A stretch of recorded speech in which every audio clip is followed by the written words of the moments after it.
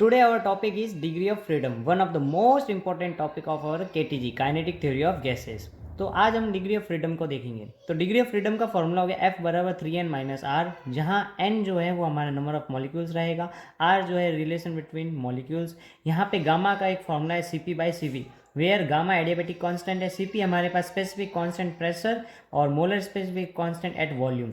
Cv का formula हो गया degree of freedom by 2 into R, जहाँ r जो है हमारा यूनिवर्सल गैस कांस्टेंट रहेगा।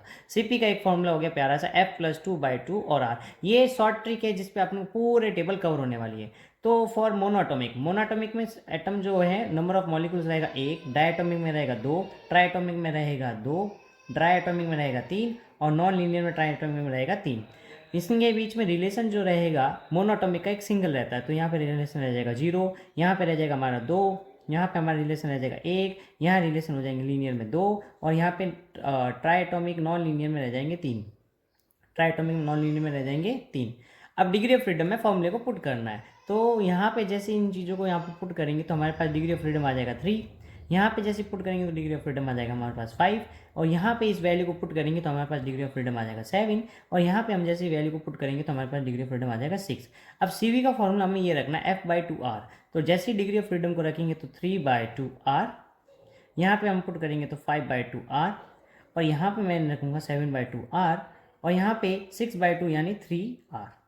Cp की वैल्यू में 2 ऐड कर देंगे तो यहाँ पे हो जाएगा 5/2R और यहाँ पे हो जाएगा 7/2R, यहाँ हो जाएगा 9/7R और यहाँ पे जैसे इस वैल्यू को फॉर्मूले को पुट करेंगे डिग्री ऑफ फ्रीडम को तो हमारे पास आ जाएगा 4R।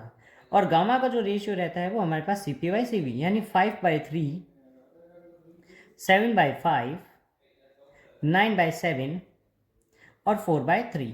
तो आप लोगों को एक छोटा सा कंसिडरेशन रखना है कि 5/3 को जैसे हम डिवाइड करेंगे तो हमारे पास वैल्यू आएगी 1.66। तो कई बार एग्जामिनेशन में हमारे को 1.66 बोल दे तो हम लोगों को समझ जाना है कि मोनोटॉमिक गैस है।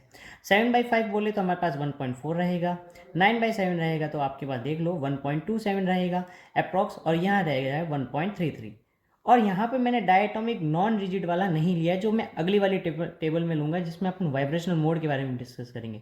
मोनोटॉमिक गैस का जिसका एग्जांपल हो जाएगा हमारे पास inert gas, just for example helium, xenon, argon. Diatomic में हमारे पास रह जाएगा हाइड्रोजन, क्लोरीन।